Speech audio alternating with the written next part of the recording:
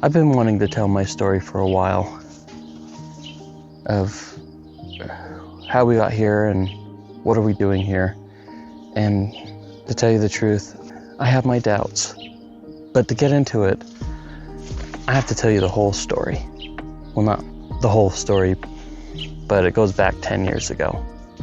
So 10 years ago, we were living in a suburban area just outside of a fairly large city. Things were going good. When we bought the house, it was a flip. So there was a lot of stuff done in the house that was there for cosmetics. The yard needed a lot of work, and we fell in love with it. It was on the outskirts of town.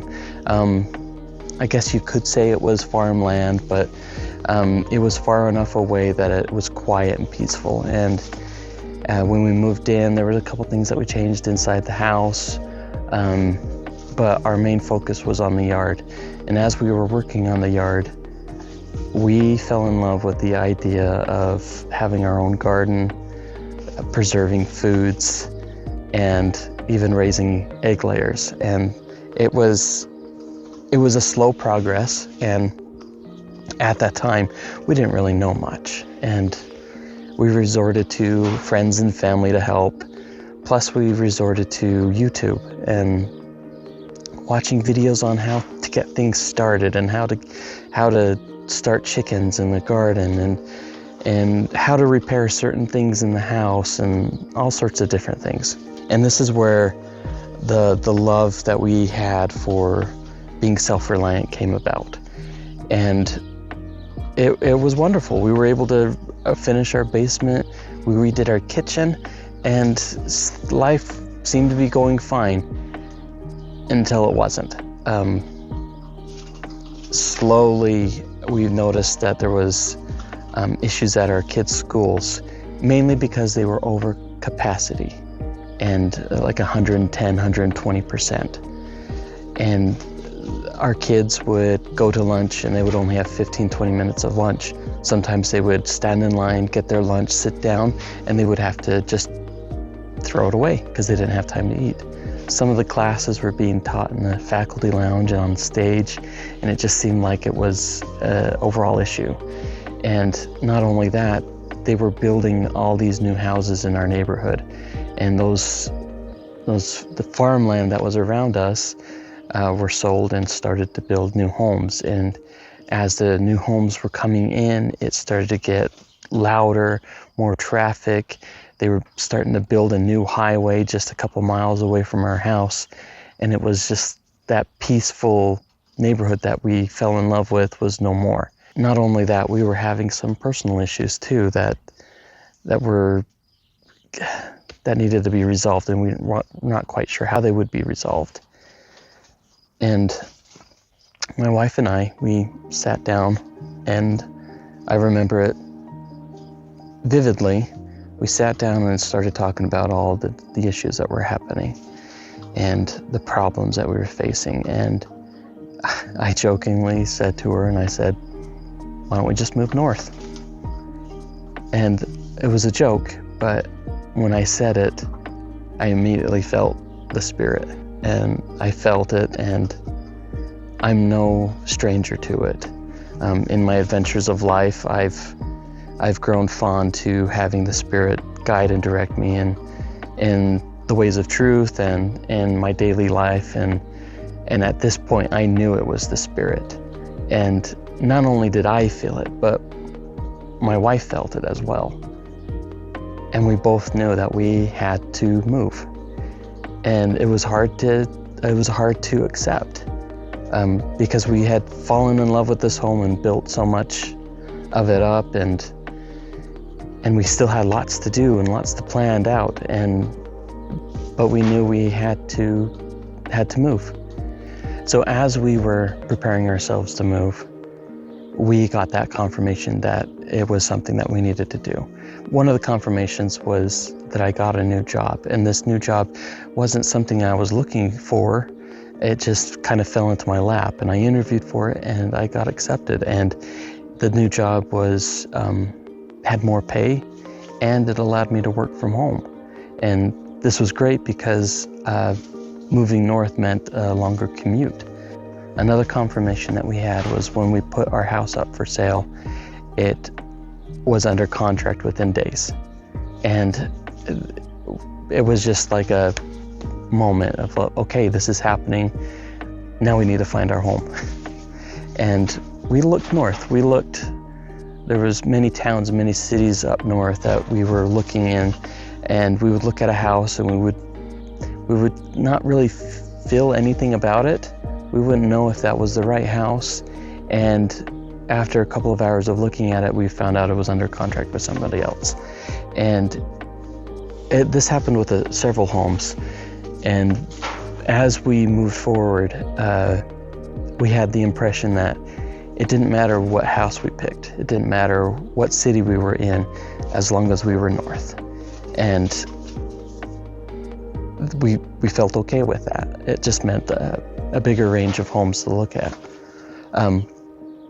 One house in particular, we drove by it and I immediately said, no, we're not gonna look at that. And 4 or 5 weeks later, it was still on our list. And I'm like, why isn't this sold yet? So we went and took a look at it, we walked through it, and as we were walking through it, there was a lot that needed to be done. The yard was overrun, it had weeds everywhere, needed a new roof, needed new windows, needed a new furnace, needed a new carpet. Aesthetics in the house were really bad. The light fixtures were run down and old. Paint needed to be done in practically every room. It was a mess. And another thing was, it was only electric. There was no gas, and it didn't have a garage. So there was a lot of things going on it that needed to be done and needed to be worked on. And as we were thinking about it and the things that we could have done on that property, have a big garden, have chickens, have a big shop that I could do my projects in. There was just a slew of different things that we could do on this property. And so we decided that we were going to take it. So we put in an offer and we were under contract. And here we are.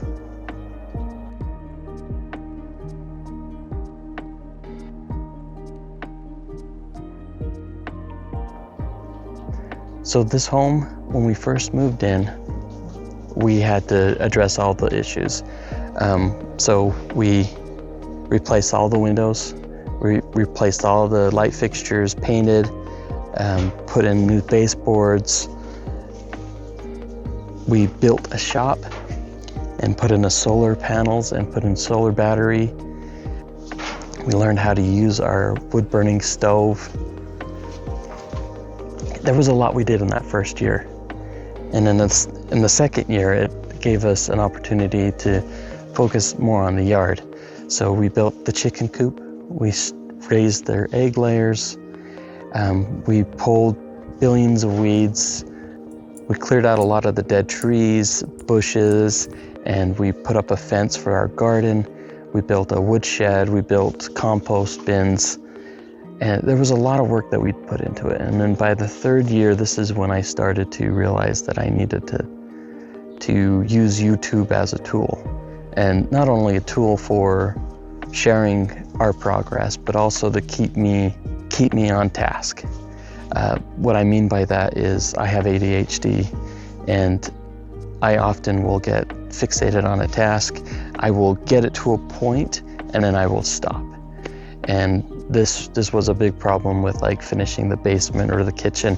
I would get to a point of like 90% where it was functional, and then I would stop and it wouldn't be finished. So I thought YouTube would be a good opportunity for me to record it and keep myself on task so I can finish the video.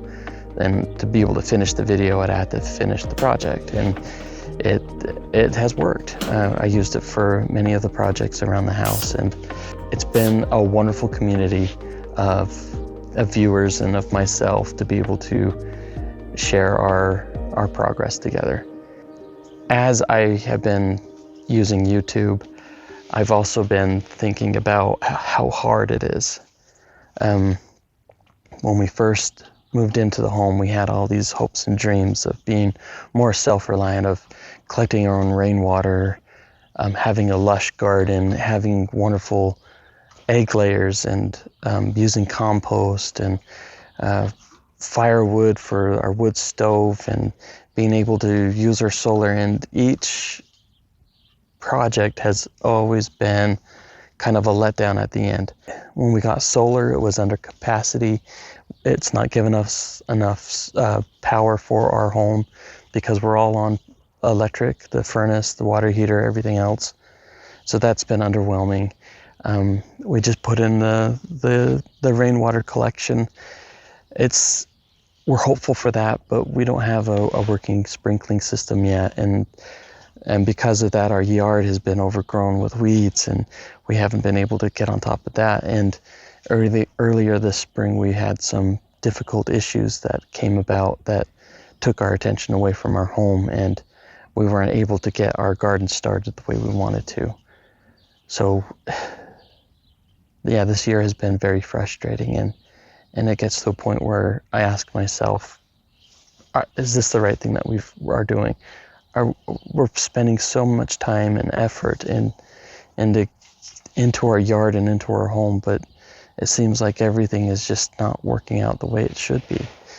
And I sit in bed awake at night thinking, should we have stayed? Why are we here? What's the point of all of this? And I'm always drawn back to that one moment when me and my wife were talking and we felt the Spirit.